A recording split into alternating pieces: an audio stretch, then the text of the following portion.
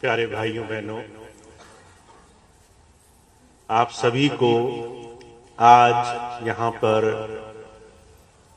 सत्संग के रूप में 14 नवंबर का दिन मनाने के लिए मैं बहुत बहुत बधाई देता हूँ।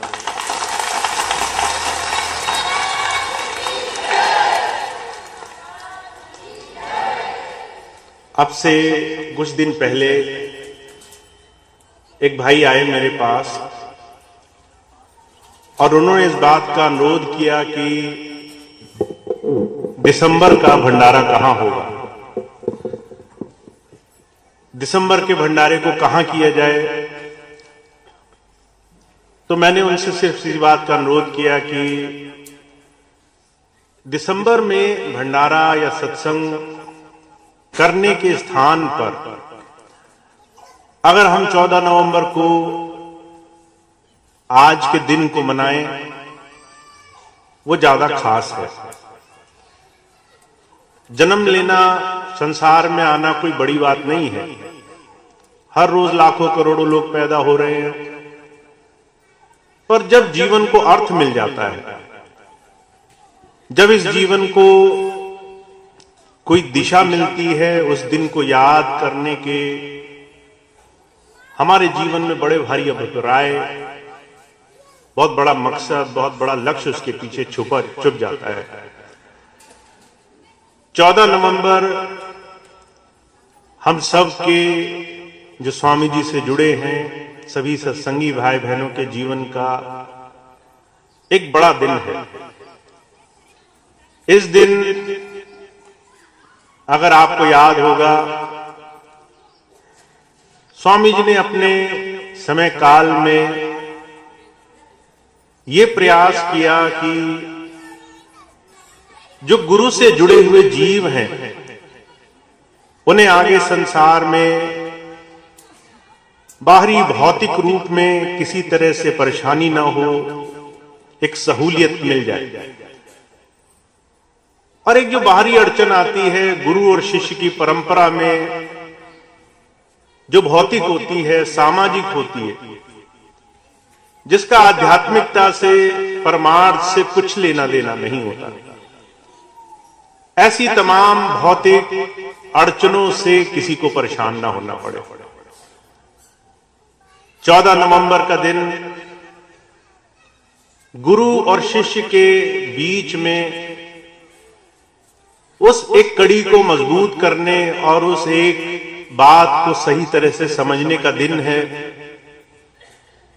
तो जब मुझसे पूछा गया कि आप दिसंबर में भंडारा मनाएंगे, 10 साल हो गए, तो मैंने कहा मैं 14 नवंबर को मनाना ज्यादा पसंद करूंगा। दिसंबर में वैसे तो स्वामी जी महाराज ने ऐसी व्यवस्था रखी कि हर एक महीने किसी न किसी तरह से हम उस गुरु को याद करें, उसकी शिक्षाओं को अपने जीवन में उतारने का कोई ना कोई बहाना बनाएं। पर जब हम गुरु की शिक्षा, गुरु की सीख को अपने जीवन में धारण करने के लिए जरा सा भी प्रयास करते हैं, तो सिर्फ एक ही बात हमारे जीवन का अभिन्न अंग होना चाहिए। महाराज जी कहा करते थे, गुरु और शिष्य का संबंध बड़ा एकाकी संबंध होता है, एक ही होता है। उसमें अगर आपके और आपके गुरु के बीच में कोई भी दूसरा है, तो वहां बहुत बड़ी बाधा बनेगी, चाहे वो समाज हो, दुनियादार हो, अनगिनत सेवादार हो। आपको अपने और अपने गुरु के बीच में अगर किसी और की जरूरत महसूस होती हो, कोई भी इंसान बाहरी तौर पे अगर आपको ये बात दिलासा के रूप में कहे कि आपको अगर अपने गुरु से जुड़ना है तो आपको माध्यम बनाना पड़ेगा, तो वहां पर अभी रास्ता बहुत मुश्किल है, मंजिल बहुत दूर है। क्योंकि जो पहली सीढ़ी है वो ये कि आप गुरु को अपने इतने नजदीक पाएं कि उससे आप हर तरीके से जीवन में कुछ सीख सकें। और आज का दिन हमें इसी रूप में याद रखना चाहिए कि हम जिस संत के पास, जिस महापुरुष के पास सीखने के लिए गए हैं, वो हमें क्या सिखाने के लिए आया है। सिर्फ और सिर्फ हमें अंतर में हमें गुरु की शिक्षा, उसकी तालीम, उसकी कही हुई बातों को अपने जीवन में स्थान देना है। गुरु की बात से अपने जीवन में उस सच्चे रास्ते को अपने जीवन में स्थान देना है, जिससे हम गुरु भक्ति के लिए इस जीवन के इस बड़े भारी लक्ष्य के लिए अपने जीवन में आगे बढ़ते रह सकें। महाराज जी कहा करते थे, वैसे तो सारे संसार में अनगिनत धर्मों के रूप है, हर एक इंसान एक किसी रूप से प्रभावित नहीं होता, इसीलिए पूजा भी लोग करते हैं, व्रत भी रखते हैं, उपवास भी रखते हैं, अनगिनत साधन लोग जीवन में अपनाते हैं, सिर्फ इस वजह से कि उनके जीवन में भक्ति का साधन पूरा हो जाए।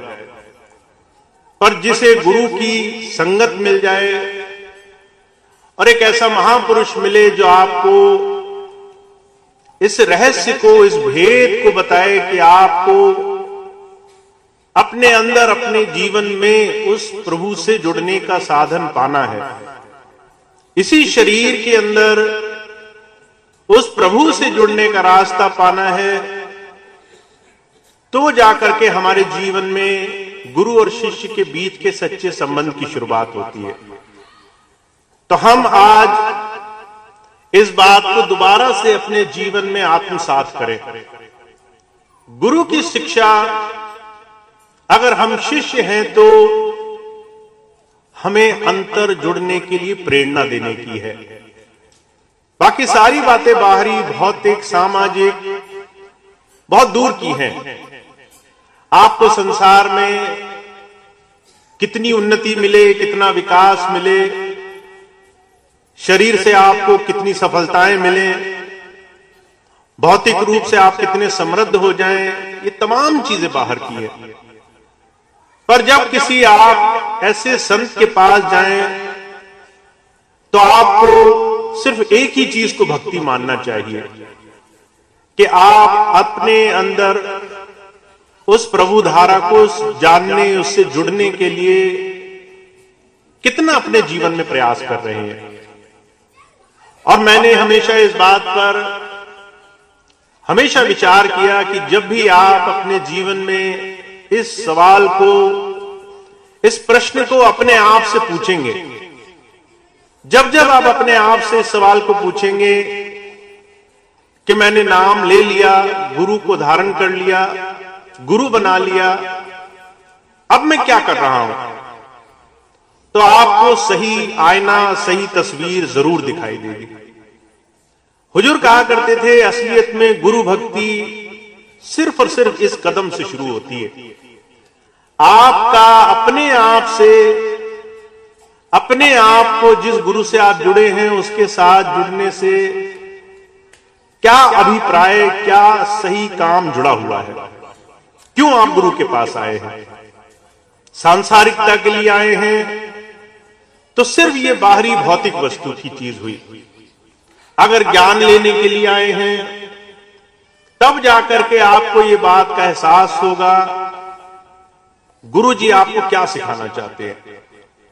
तो आज के दिन कुछ इसी विशेष रूप में हम गुरु और शिष्य की परंपरा को देखते हैं। हम अगर गुरु से जुड़े और अगर हमारा गुरु से जुड़ने का कारण सिर्फ एक है, हम अपने जीवन को सफल बनाना चाहते हैं, अपने जीवन के रहस्य को जीते जी गुरु की सोबत संगत से पाना चाहते हैं, और उसके लिए हम अपने आज तक के जीवन का आकलन करने की चाह रखते हैं, तो आपको उसी क्षण से अपने जीवन में गुरु के सानिध्य का कुछ लाभ मिलने लग जाएगा।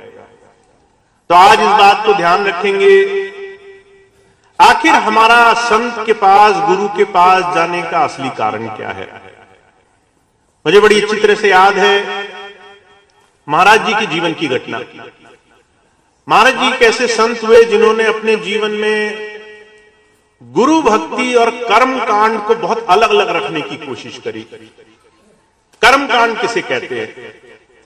कोई भी ऐसी चीज जो आपके मन को सुखी करे कि आपने बहुत बड़ा धर्म का काम किया, पर असलियत में वो आपको सच्चाई के बिल्कुल करीब ना ले जाए, सिर्फ उसकी आपको भ्रांति, एक भ्रम पैदा करे।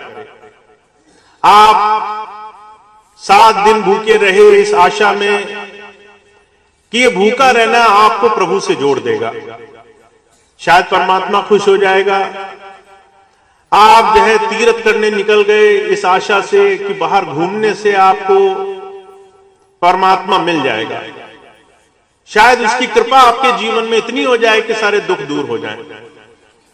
आपने बहुत सारे नियम जीवन में बना लिए जिनका पालन करना मुश्किल होता जा रहा है, पर मन में एक भ्रांति है कि शायद इसे करने से दुख मिट जाएंगे।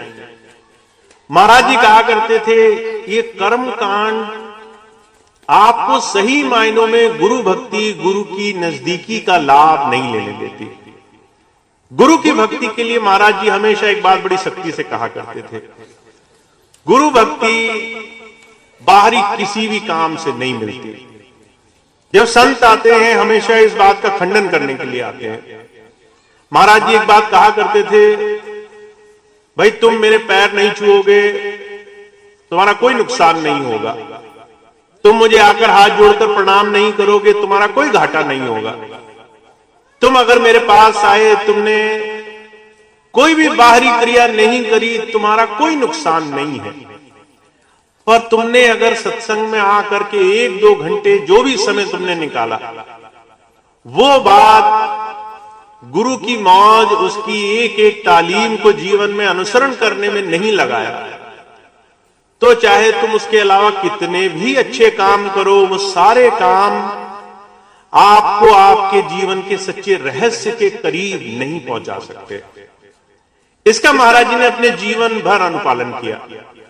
महाराज जी के जीवन की घटना आती है, महाराज जी दिल्ली से जाया करते थे हुजूर बाबा सावन सिंह जी महाराज के सत्संग, उनके हर महीने के प्रवचन को सुनने के लिए।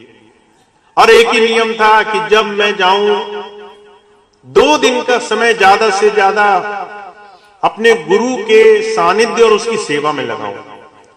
और महाराज जी ने इन 2 शब्दों को अपने जीवन का गुरु भक्ति का आधार बना लिया, गुरु की सेवा और गुरु का सानिध्य। तो महाराज जी जैसे ही आश्रम पहुंचते थे, कोशिश करते थे इसके बाद मेरा सारा समय सेवा में निकल जाए।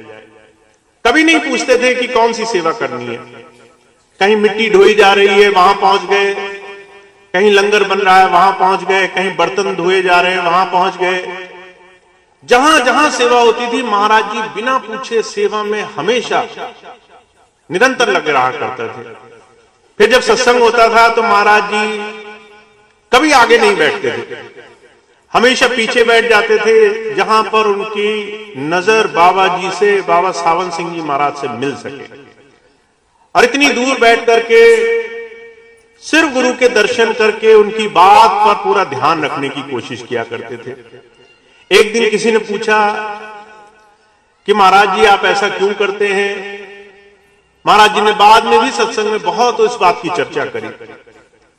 महाराज जी कहा करते थे, जब संत आता है तो वो ये बात नहीं देखता कौन मेरे कितने नजदीक है, कौन कितनी अच्छी सेवा कर रहा है, कौन कितना सामने घूम करके कितने अच्छे अच्छे काम करके अपने आप की प्रतिष्ठा कर रहा है। संत सिर्फ उस जीव की सेवा कबूल करता है जो निश्चंद भाव से, बिना किसी दूसरी तमाम चीजों की लालसा के, सिर्फ गुरु में अपनी आस्था लगा करके प्रेम से सेवा निमित्त मात्र में लगा हुआ है। अब ऐसे अनगिनत लोग आपको मिलेंगे जो सेवा में बिना मान बढ़ाई के पीछे पीछे चुपचाप काम करते मिलेंगे। और ऐसे तमाम लोगों पर जो ऐसी सेवा करते हैं, ऐसे तमाम लोगों के अंदर उस गुरु की याद, गुरु का ध्यान बहुत ज्यादा प्रबल होता है।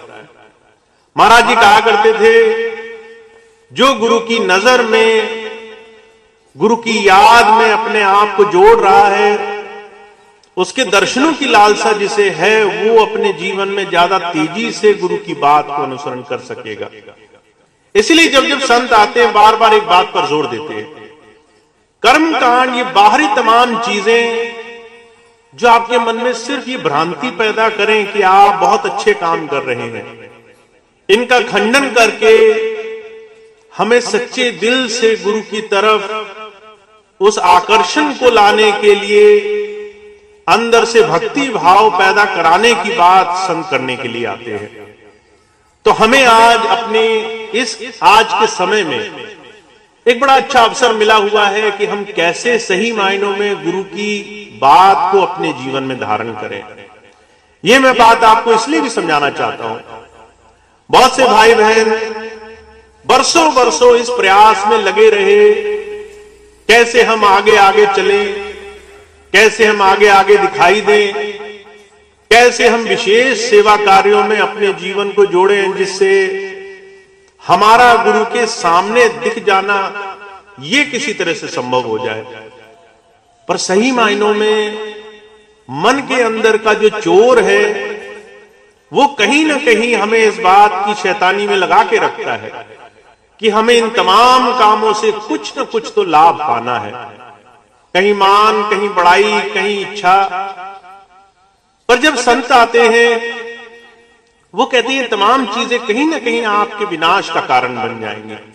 गुरु और आपके बीच में दुनिया की तमाम भौतिक वस्तुओं का आ जाना, चाहे वो मान बड़ाई हो, चाहे दुनिया के सम्मान हो, चाहे दुनिया की पदवियां हो, ये तमाम चीजें कब आपको नुकसान कर देंगी आपको पता भी नहीं चलेगा।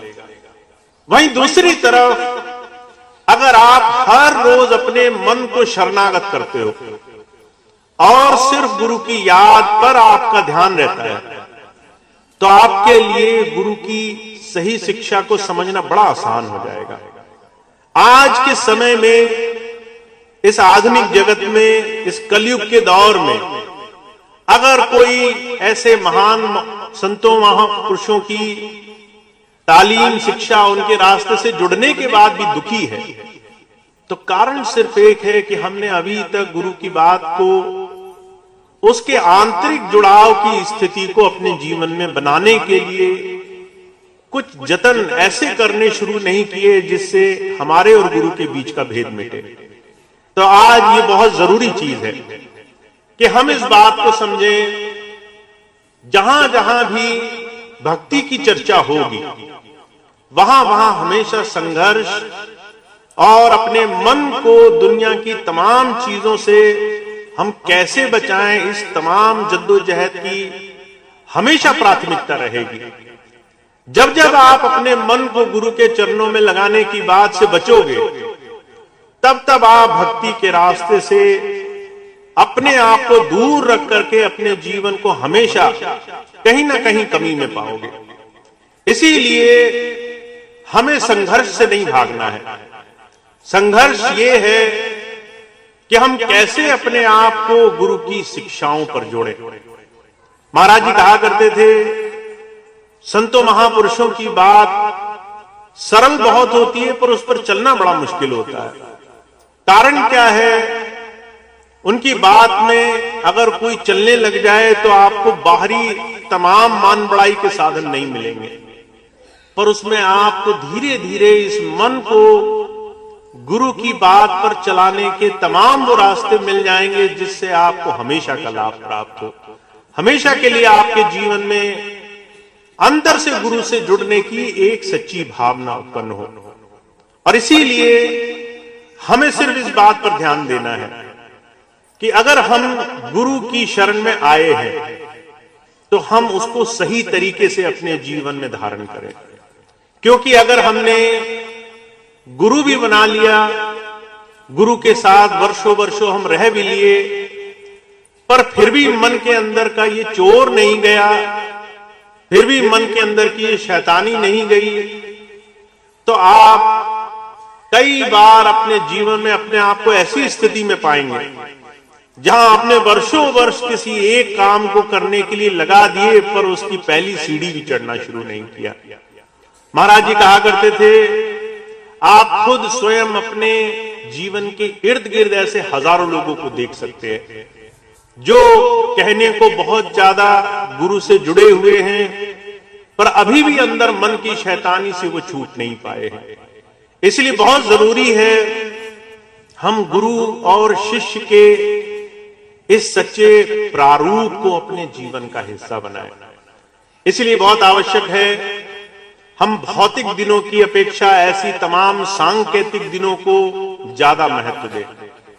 संसार में अगर कोई जन्मा है वो बहुत साधारण बात है, पर किसी ने अपने जीवन में अगर अपने इस मनुष्य जीवन के सच्चे लक्ष्य की तरफ प्रेरणा को अपने जीवन का किसी भी खास दिन में आधार बनाया है, तो वो एक दिन आपको हमेशा इस बात की याद दिलाएगा कैसे आपको अपने जीवन में निरंतर आगे बढ़ते रहना है, कैसे अपने जीवन में निरंतर गुरु के बताए हुए रास्ते को जीवन में धारण करने की कोशिश करते रहना है। मुझे कल की एक घटना याद है। एक भाई थे, उन्होंने ये बात कही कि महाराज जी ने डायरी बनाई थी और डायरी का औचित्य ये था कि भजन सिमरन में लाभ पहुंचे, भजन सिमरन में हमें फायदा हो। जब ये बात कही तो मैंने उसी एक बात के इर्द गिर्द अपनी छोटी सी बात कल कानपुर के सत्संग में सभी भाई बहनों के सामने रखी। संतों का काम ये नहीं होता कि वो आपको भजन कराना चाहते हैं, वो ये नहीं चाहते कि आप साधु बन जाओ, 24 घंटे में 24 घंटे भजन करने का सामर्थ्य आपको हो। उनको बाहरी भौतिक तमाम क्रियाओं से कोई लेना देना नहीं होता। वो चाहते हैं आप अंतर उस प्रभु धारा से जुड़ो। जुड़ने के लिए जो भी साधन जरूरी है और आपके लिए जरूरी है वो उपयुक्त है। स्वामी जी के जीवन की एक घटना मैं आपको सुनाता हूं। स्वामी जी महाराज जब पहली बार विदेश गए तो हुजूर कृपाल सिंह जी महाराज के बहुत सारे सत्संगी भाई बहन वो आए अगुवाई में और उन्होंने आकर के स्वामी जी को खूब प्रेम सम्मान से जहां जहां भी हुजूर जाया करते थे वहां लेकर गए। एक भाई आए, वो महाराज जी के बहुत प्रेमी सत्संगी थे। वो आकर स्वामी जी से कहने लगे, महाराज जी तो कई कई घंटे ध्यान कराया करते थे, आप कितने घंटे ध्यान कराते हैं? स्वामी जी कहने लगे कि भाई ध्यान वो हरेक जीव की सामर्थ्य के ऊपर होता है।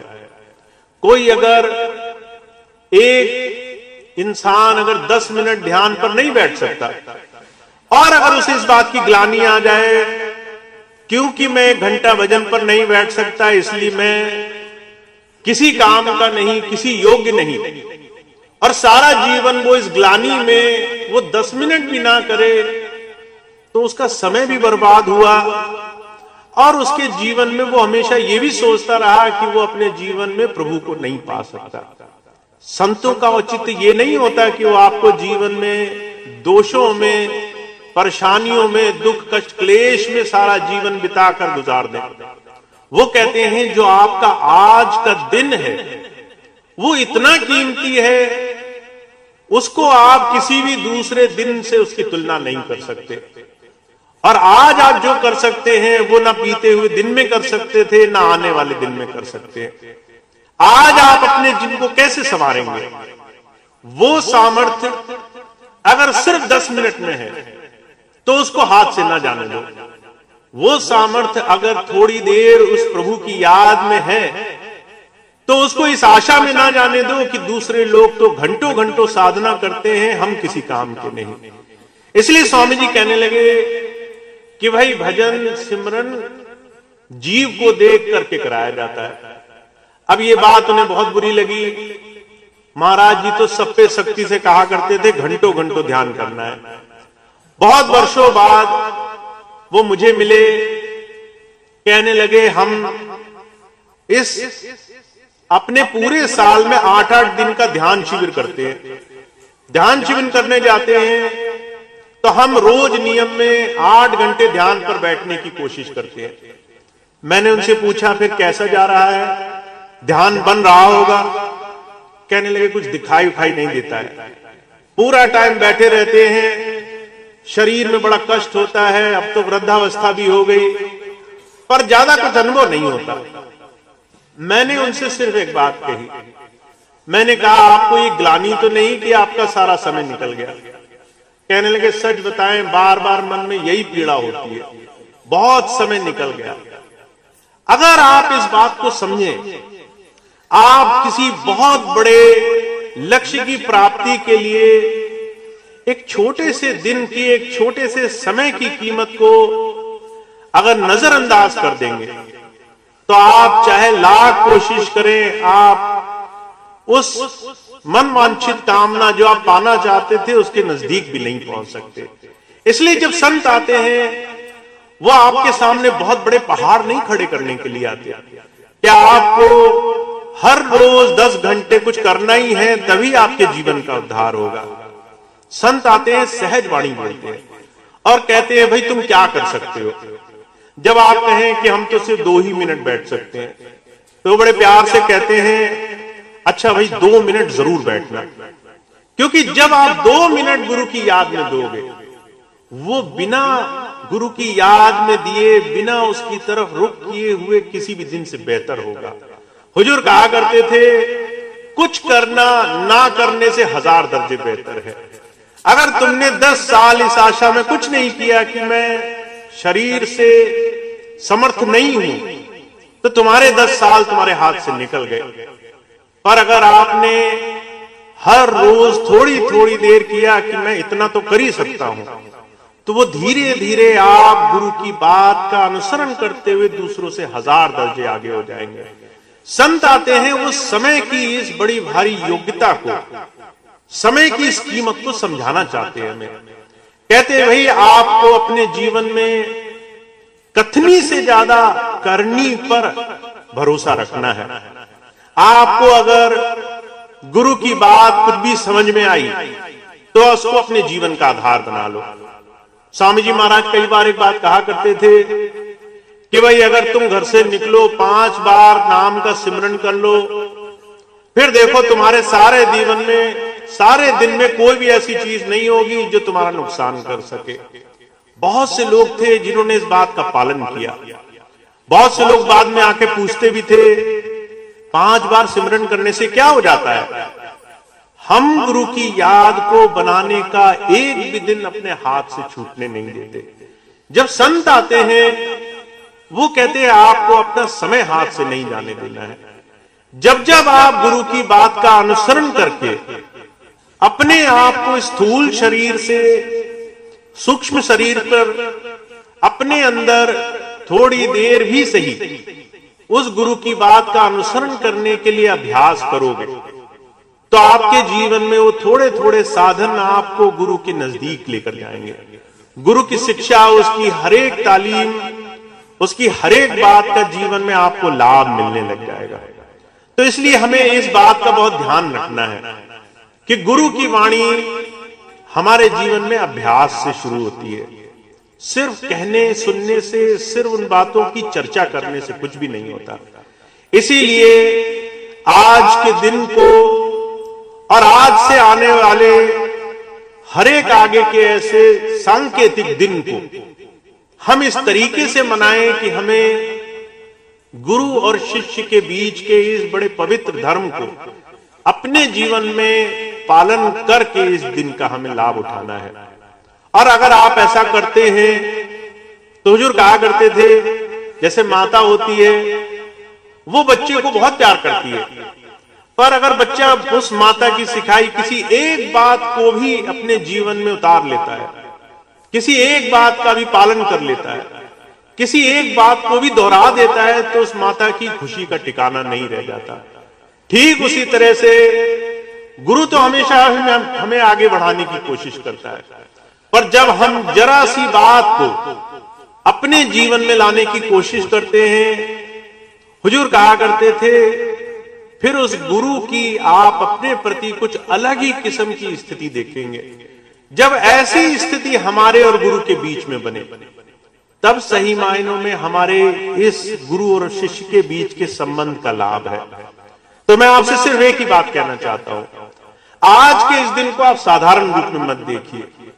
आज का ये दिन जितना मेरे लिए महत्वपूर्ण है, उससे कहीं ज्यादा ये आपके लिए भी महत्वपूर्ण है, क्योंकि हमने गुरु को और अपने आप को शिष्य रूप में स्वीकार किया है।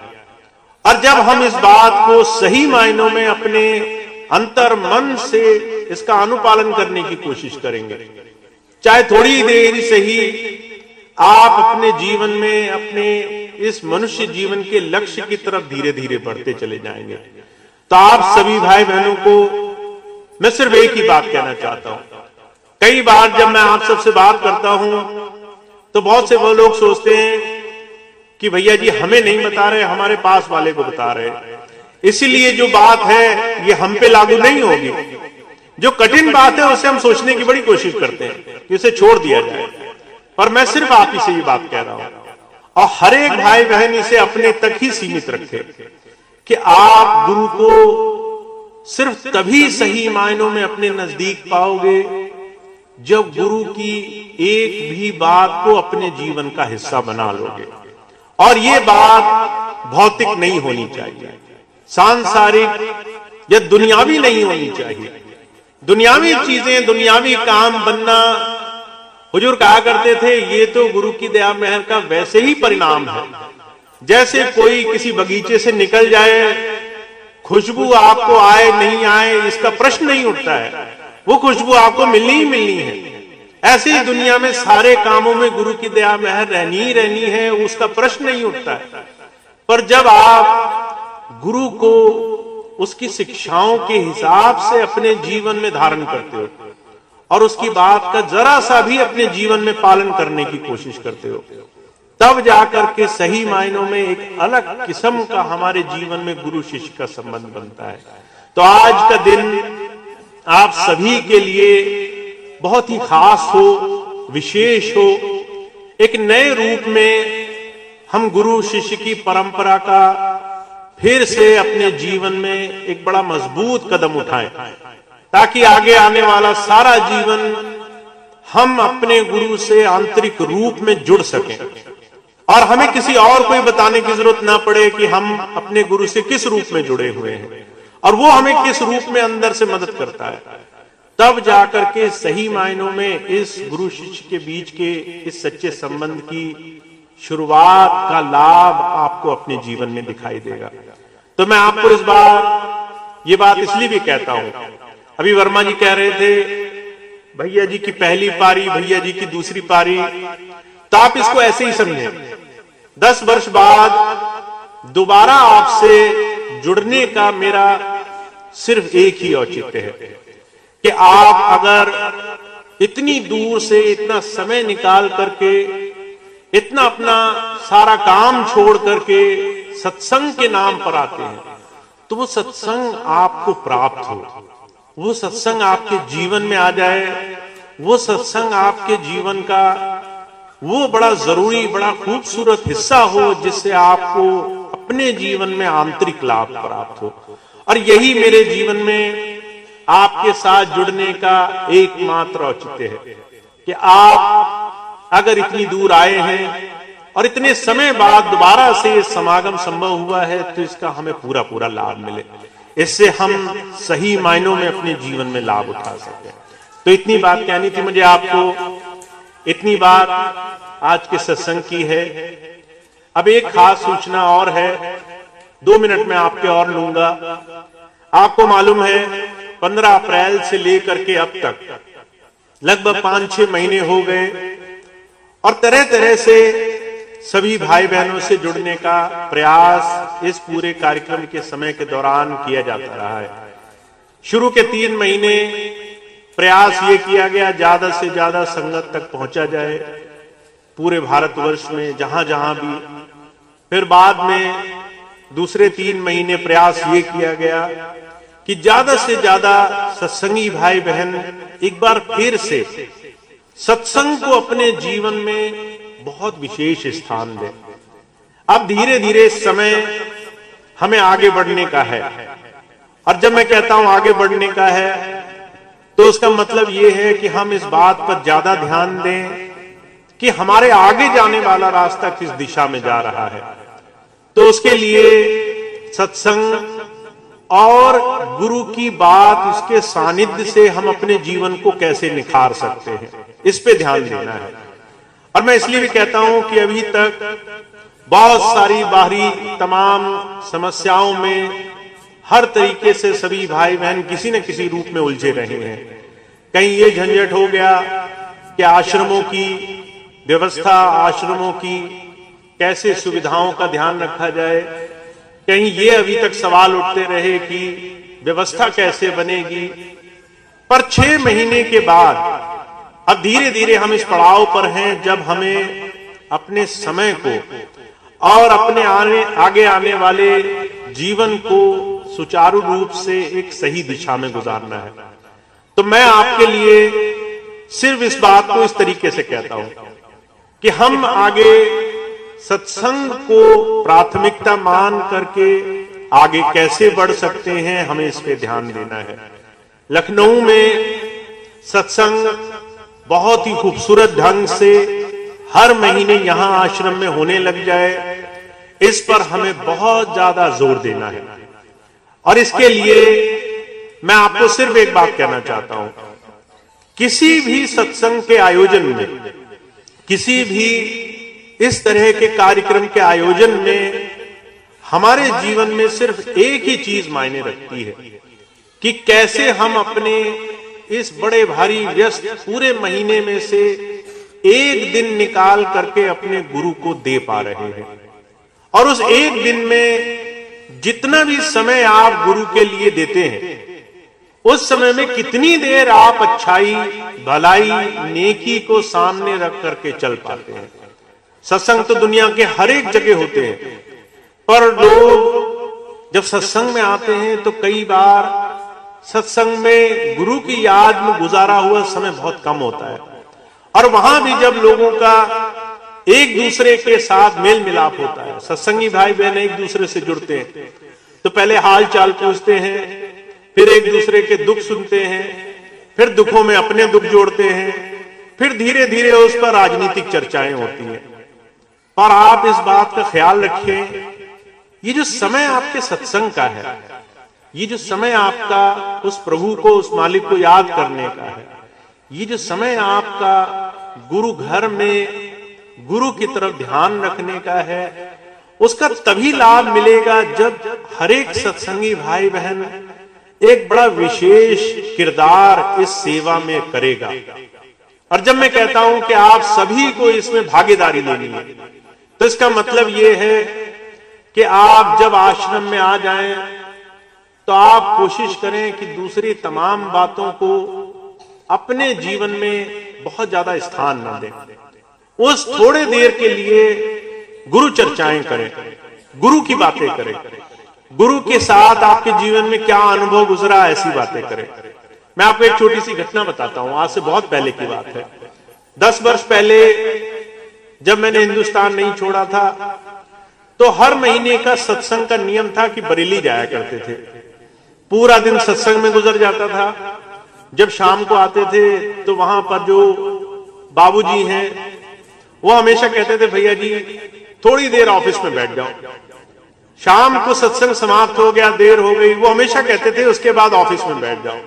ऑफिस में बैठ जाते थे, 2-4 सत्संगी भाई बहन और आते थे और महाराज जी की चर्चाएं शुरू हो जाती थी। महाराज जी की बात करते हुए कब 11 बजे, कब 12 बजे, कब 1 बजा पता नहीं चला।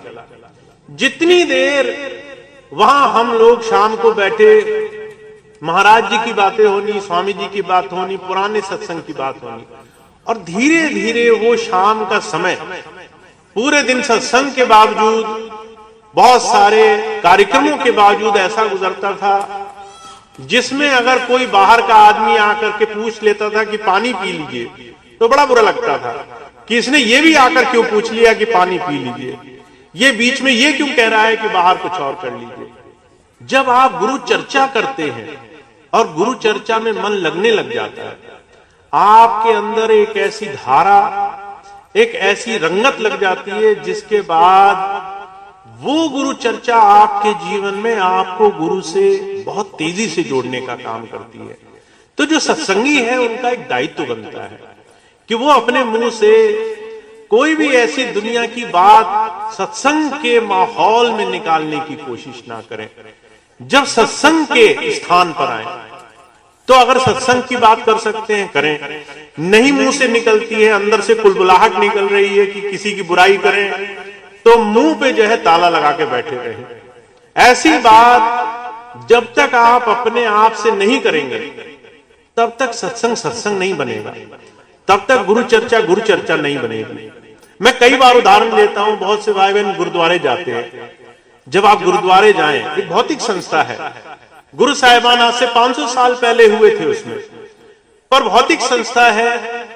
जब वो गुरुद्वारे में कीर्तन करते हैं तो वहां ये इजाजत नहीं होती कि आप एक दूसरे के कान में खुसर खुसर करें, एक दूसरे के कान में ये बताएं कि हमारे को तो बहुत तकलीफ है, तुम अपनी सुनाओ। वहां इतनी आज्ञा नहीं होती। लोग बाहर की संस्थाओं में इस बात का ध्यान रखते हैं कि जब आप सत्संग के लिए आए तो सत्संग का क्या महत्व है आपके जीवन में। महाराज जी के जीवन की घटना आती है। देहरादून में महाराज जी थे, मानव केंद्र नाम का आश्रम बनाया उन्होंने, इसलिए कि लोग यहां आएंगे भजन करेंगे।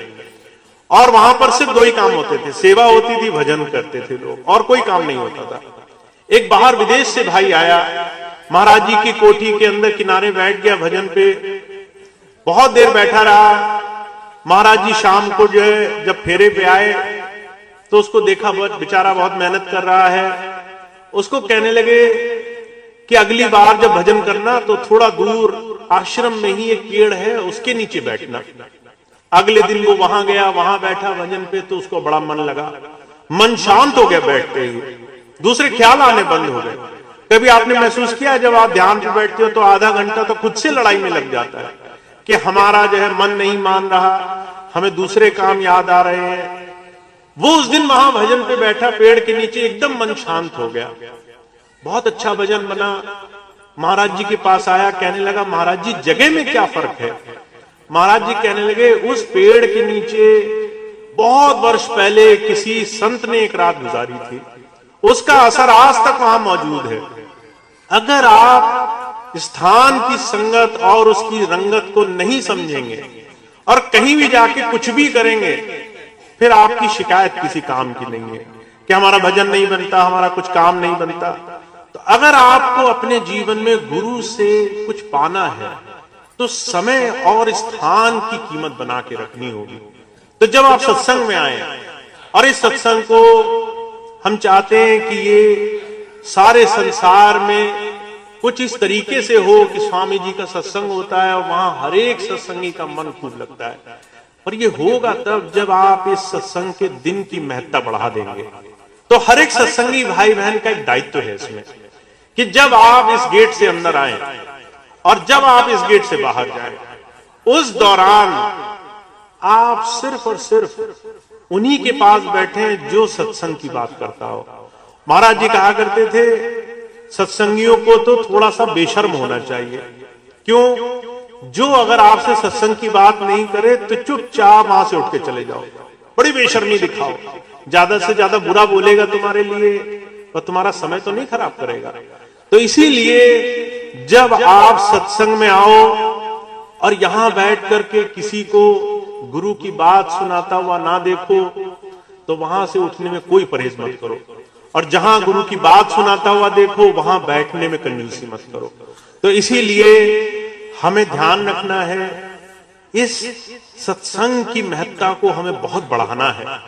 और ये तभी बढ़ेगा जब आप सत्संग के दिए हुए समय को सत्संग में ही गुजारोगे। तो अगर आप यहां महीने के सत्संग में आओ और 2 घंटा दो, तो वो 2 घंटा गुरु चर्चा में गुजरे, पहली बात। दूसरी बात ये कि आप अगर चाहते हो कि गुरु जी का नाम सारी दुनिया में फैले, तो उसके लिए आपको ये करना पड़ेगा कि गुरु जी का नाम निश्चंद भाव से आपके अंदर फैले। और उसके लिए सबसे सुंदर चीज ये है कि आपस का मतभेद मिटाना होगा।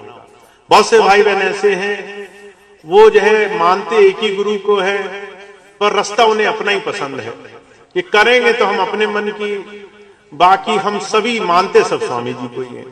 तो आप इस बात को समझिए कि अगर 10 भाई बहन बहुत अच्छे कर्मठ सेवादार हैं, पर सब अपनी ऐठ में हैं कि हमारा मुंह जिस तरफ है हम तो उसी तरफ चलेंगे, तो माफ करिए सेवा नहीं हो पाएगी, गुरु जी की बात, गुरु जी का काम नहीं हो पाएगा। इसीलिए जो सेवादार भाई बहन है उनके लिए विशेष अनुरोध है। जो भाई बहन अभी सेवा कर रहे हैं उनके लिए खास तौर से, जो भाई बहन आगे सेवा में हाथ बटाना चाहते हैं उनके लिए और जरूरी चीज है कि आपस में मतभेद मिटा करके सेवा करो। जब सेवा के लिए आओ तो ये मत सोचो कि कौन सी सेवा मिलेगी, बस ये सोचो सेवा मिल भी पाएगी कि नहीं मिल पाएगी। अगर मिल गई तो उस सेवा में बिना मतभेद के सेवा करो, सबके साथ बड़ी जी हुजूरी में सेवा करो, खूब साथ मिलकर के सेवा करो। उस 2 घंटे के लिए कभी मत सोचो कि मैं भी चौधरी तुम भी चौधरी, बस उस वक्त ये बात कोशिश करो कि हम सब लोग सिर्फ गुरु के नाम पर सेवा कर रहे हैं। और महाराज जी कहा करते थे, जिस दिन 1 या आधा घंटा भी अपने आप को मिटा करके किसी सेवा के काम में लगोगे, वहां पे आपको कुछ अलग ही किस्म का आनंद आने लग जाएगा। भक्ति कोई मुश्किल काम नहीं है, इस मुश्किल काम को मुश्किल हमने स्वयं बना रखा है, क्योंकि इसमें हमारा अपना ये मैंपना नहीं निकल पाता है। इसीलिए जो सेवादार भाई बहन है बहुत ध्यान रखिए। आप अगर चाहते हैं, मैं आपसे इसलिए भी ये बात कहता हूं कि मैं अभी पिछले 6 महीने से छठनी का कार्यक्रम चल रहा है और ये छठनी होती रहेगी, चाहे एक ही आदमी क्यों ना बच जाए, क्योंकि 1000 ऐसे साथ लेके चलने में कोई लाभ नहीं है जो अपनी तरफ जाने में ज्यादा जो है आनंद महसूस करता हो कि मुझे अपनी दिशा चुननी है। अगर आप साथ चल सकते हैं और बिना 2 नावों पर पैर रखे चल सकते हैं तो गुरु भक्ति में आपका स्वागत है। पर अगर आपको डर ये लग रहा है कि आपको 1000 नावों में किसी पे भरोसा नहीं, कभी इधर कभी उधर सब तरफ दौड़ लगा रहे हैं, तो सब जगह आपकी वाहवाही होगी पर यहां पर आपका काम नहीं बन पाएगा। इसीलिए मैं आप सबसे बहुत खास तौर से कहता हूं और विनम्र निवेदन से कहता हूं कि गुरु की भक्ति और गुरु की सेवा, इसको परचम पे लहराना है। बहुत से लोग अपने स्वार्थ के लिए गुरु जी का नाम ही नीचे गिराने में कोई फर्क नहीं रखते, हमारा नाम ऊपर हो जाए, गुरु जी का नाम कहीं भी चला जाए। तो इसीलिए प्रयास ये करना है, अगर आप सेवा के लिए आ ही गए हो, गुरु जी का नाम लेकर आ ही गए हो, तो कमर कस के डटो और ये मन में धारणा रखो कि आपको अगर आपके दिन का 2 घंटा देना पड़े महीने में सेवा और सत्संग, तो बहुत ईमानदारी से गुजारो, बहुत ईमानदारी से गुरु के इस मिशन में, जीवन में अपने आप को गुरु के चरणों में जोड़ने के इस बहुत बड़े काम में इस बात को गुजारो। महाराज जी एक बात कहा करते थे कि बहुत से लोग सिर्फ इसी नशे में हैं कि हम ना जाने क्या है। एक बार महाराज जी के पास कोई गया, महाराज जी की तारीफ करने लगा, तो महाराज जी कहने लगे कि जो है काला मेंढा कापड़ा, काला मेंढा वेश, गुनाहों भरा मैं फिरा लोग कहें दरवेश। कि लोग मुझे महात्मा कह रहे हैं, पर कोई अगर मेरी सच्चाई जान जाए कि कितने गुनाह किए मैंने, तो लोग मेरे पास ना आए। महाराज जी बात कहा करते थे। तो महाराज जी जैसे संत, ऐसे महान संत भी अपने आप को संत नहीं कहलाना चाहते, ऐसे महान पुरुष भी अपनी तारीफ नहीं सुनना चाहते। कारण क्या है? जब कोई संत आता है, महापुरुष आता है, वो जानता है जितनी तारीफ करने वाले आपके साथ लगेंगे उतना आपका नाश कर देंगे। इसीलिए कबीर साहब कहा करते थे कि निंदक निये राखिए आंगन छवि छवाए, बिन साबुन बिन तेल के सभी कर्म हो जाए। कि भाई अगर आपको सही मायनों में आगे बढ़ना है तो जो आपकी तारीफ कर रहा है वहां से हट जाओ, वो आपका नाश करने के लिए आया है। वो आपको बहुत खुशी करेगा कि आप बहुत अच्छे सेवादार हैं, समझ लीजिए आपको गिरा के छोड़ेगा। इसीलिए शांति से वहां लग जाइए जहां आपको सिर्फ और सिर्फ प्रेम से गुरु की याद में बहुत आगे ले जाने वाले लोग हों। तो आपको मैं ये मूल मंत्र बता रहा हूं जो आपको आगे फायदा करेगा, और अगर आप इसका पालन नहीं करेंगे तो आप बहुत आएंगे गुरु जी के दरबार में, पर हमेशा एक दुख रहेगा मन में कि लाभ क्यों नहीं हो रहा। तो लाभ पाना है। हुजूर कहा करते थे, भाई ऐसे मंदिर में जाने का क्या फायदा जहां पर तुम्हारी सेवा कबूल ना हो, ऐसे तीर्थ जाने का क्या फायदा जहां पर तुम्हारी तीर्थ सफल ना हो, ऐसे सत्संग में जाने का क्या फायदा जहां जाओ फिर भी मन में ग्लानि रह जाए कि मेरा काम नहीं बना। तो हम सब काम बनाने के लिए आए हैं, और काम बनेगा तब जब हम बहुत ईमानदारी से थोड़ा सा समय सही दिशा में बढ़ाएंगे। तो सत्संग खूब होंगे, और लखनऊ का सत्संग खूब बढ़े। स्वामी जी के समय में बहुत इस सत्संग की दूर दूर तक बड़ाई थी। सभी प्रेमी भाई बहन साथ मिल बैठ करके सत्संग में बैठते थे। वो दिन दोबारा आए, सभी भाई बहन दोबारा से आपस में सारे मतभेद हटा करके सेवा में लगे, और खूब सत्संग को सत्संग की महत्ता दिलाएं, खूब इसको गुरु के नाम से परचम पे पहुंचाएं। ये बहुत बड़ा सेवा का काम हमारे और आपके जिम्मे है। तो आप सभी भाई बहन जो इस रास्ते पर लगे हैं, मैं आपको एक बात का भरोसा दिलाना चाहता हूं, ये काम बड़ी आसानी से हो जाएगा। आपको अपने सर पर बोझ नहीं रखना कि भैया जी बहुत मुश्किल काम बता रहे हैं, बहुत आसान काम है। बस आपको बात में रहना है कि अगर आप सत्संग में आए तो बस सत्संग में आए, आप सेवा करने अगर आ गए तो वो थोड़ी देर सेवा करने निकल आए। और ये थोड़ी सी चीज आपको जीवन में अगर आप पालन कर ले जाएंगे तो फिर आप अपने आप गुरु की दया और उसके आनंद को महसूस करेंगे। तो हम आज के दिन और आज से आगे आने वाले समय में लखनऊ की साथ संगत जो खास तौर पर यहाँ मौजूद है, बहुत संकल्प ले कि हम फिर से इस सत्संग की गरिमा को, इस सत्संग के सच्चे स्वरूप को अपने जीवन का, अपने आज के इस खास दिन का बहुत विशेष रूप बनाएंगे। तो इसको हमें अपने जीवन में लाना है। मैं आपकी पूरी इस काम में मदद करूंगा, पर आपको भी अपनी मदद करनी पड़ेगी कि जब आप यहाँ आए तो आप पूरे मन से गुरु की याद में रहें, और आपको लाभ मिलेगा।